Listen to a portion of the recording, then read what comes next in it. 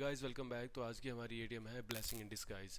A blessing in disguise it means something that seems bad at first but turns out to be good. ऐसी कोई चीज़ जो आपको शुरू में तो क्या लगती है, आपको बुरी लगती है, लेकिन बाद में वो आपके लिए अच्छी निकलती है। तो ऐसी सिचुएशन को हम कहते हैं ब्लेसिंग इन डिस्गाइज।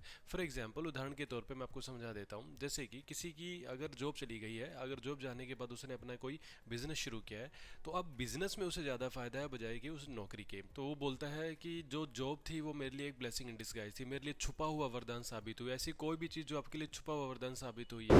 सपोज करो किसी ने एक ऐसे टाइम में किसी जगह ज़मीन ली जहाँ पर कुछ रहने का नहीं था, कोई घर नहीं बना हुआ था, किसी प्रकार की कोई वहाँ पे वैल्यू नहीं थी। लेकिन जैसे जैसे समय आगे गया और उस जमीन की जो वैल्यू है वो करोड़ों में हो गई है, जो लाखों में ली गई थी तो अब वो करोड़ों में हो गई है। तो इसका मतलब वो जो वहाँ जमीन लेना उसके लिए क्या साबित हुआ, ए ब्लेसिंग इन डिस्गाइज, मतलब छुपा हुआ वरदान साबित होना। जैसे कौन बनेगा करोड़पति अमिताभ बच्चन के लिए एक ब्लेसिंग इन डिस्गाइज था, क्योंकि बच्चन साहब का उस समय बुरा दौर चल रहा था, उनके पास कोई भी काम नहीं था, फिल्मों में उनको काम नहीं मिल रहा था। उस बुरे वक्त में बच्चन साहब ने केबीसी को होस्ट करना शुरू कर दिया और ऐसा करने से उनकी पॉपुलैरिटी दोबारा बढ़ गई, उन्हें पसंद करने लगे और फिर से उनका जो है कमबैक हुआ फिल्म इंडस्ट्री में। कहीं ना कहीं जो केबीसी था कौन बनेगा करोड़पति, वो बच्चन साहब के लिए ब्लेसिंग इन डिस्गाइज साबित हुआ। तो रिमेंबर, जब भी आपको कोई ऐसी सिचुएशन मिले तो आप उसे कह सकते हैं ए ब्लेसिंग इन डिस्गाइज।